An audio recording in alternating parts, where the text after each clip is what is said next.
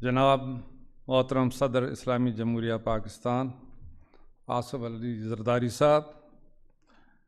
اعظم نذیر تارڑ صاحب، وفاقی وزیر، سابق وزیر اعظم پاکستان راجہ پرویز اشرف صاحب، پارلیمنٹرین صاحبان، معزز سفراء، علماء کرام، بشپ صاحبان، اقلیتی برادری کے بھائیوں اور بہنوں، معزز خواتین و حضرات، السلام علیکم۔ ہر سال کی طرح اس سال بھی حکومت پاکستان نے 11 اگست کو قومی اقلیتی دن کے موقع پر ایوان صدر میں اس تقریب کا انعقاد کیا ہے، جو میرے لیے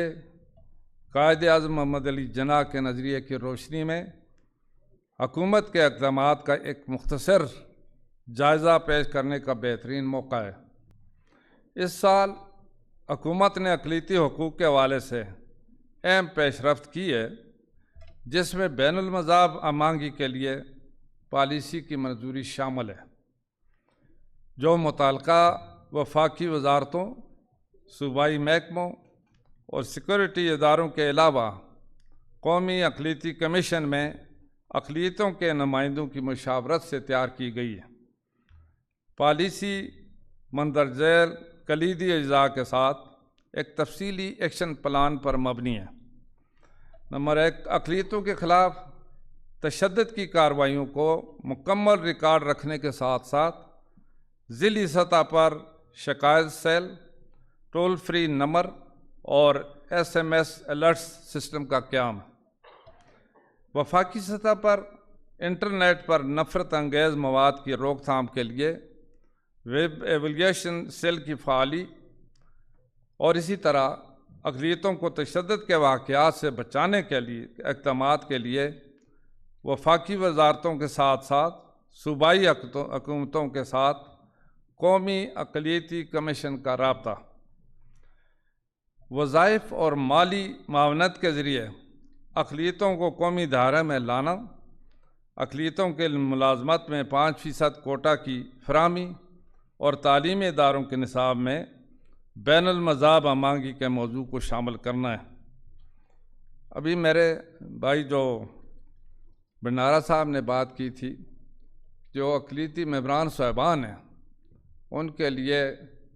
فنڈز کا اہتمام کرنا، اس سلسلے میں جناب صدر ڈپٹی پرائم منسٹر کی سربراہی میں جو کمیٹی اسٹیئرنگ کمیٹی بنی ہے، وہاں اس حوالے سے یہ بات زیر غور ہے اور مجھے امید ہے کہ شاید ان کو بھی اس کے لیے شامل کیا جائے گا۔ جناب صدر، اسی طرح نفرت انگیز تقاریر کے علاوہ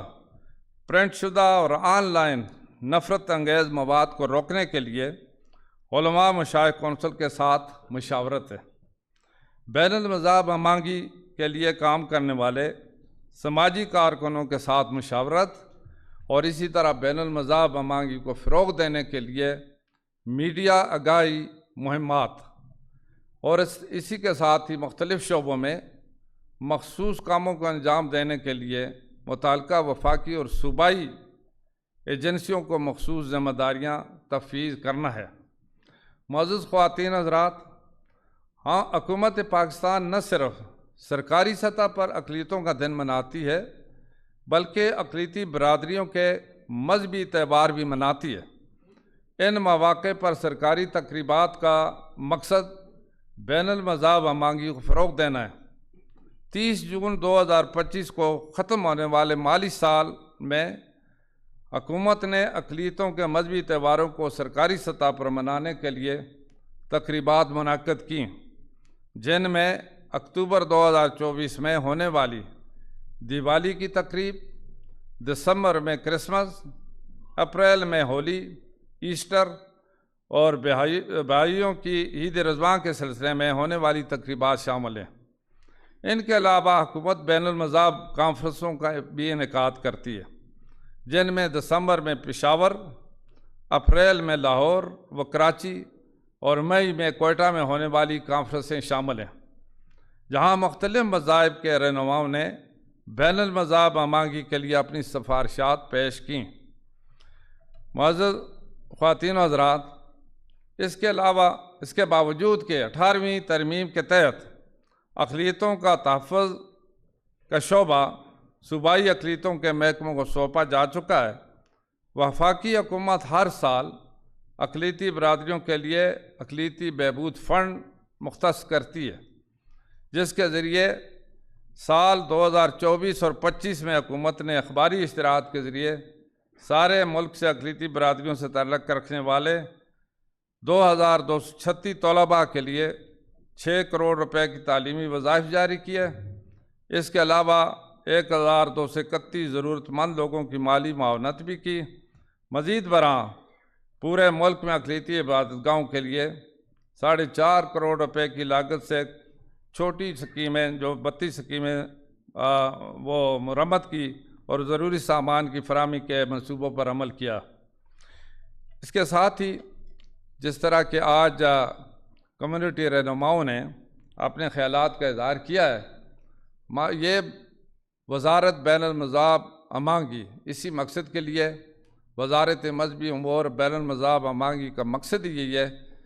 کہ پاکستان میں بسنے والے جتنی بھی کمیونٹی ہیں وہ اس فورم پر اپنے خیالات کا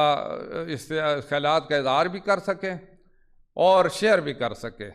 اور ایک بہتری کے لیے اپنی جو تجاویز پیش کر سکیں تو وزارت مذہبی امور اس پر عمل درآمد بھی کرا سکے۔ تاہم آج جس طرح کے صدر مملکت نے خود اس تقریب میں شامل ہو کر اس دن کو اجاگر کیا ہے، اس حوالے سے میں آپ کو یقین دلاتا ہوں کہ سال 2025-26 حکومت اقلیتوں کی بہبود کے لیے ان تمام کوششوں کو جاری رکھے گی۔ اس سال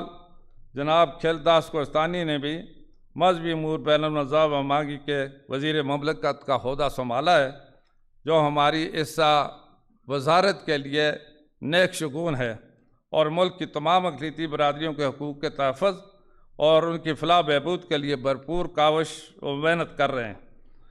معزز خواتین حضرات، میں آخر میں آپ لوگوں کا ایک دفعہ پھر شکریہ ادا کرتا ہوں اور خاص طور پر صدر مملکت کا کہ انہوں نے اس تقریب میں شرکت فرمائی اور آج کے دن کی اہمیت کو اجاگر کیا۔ پاکستان پائندہ باد۔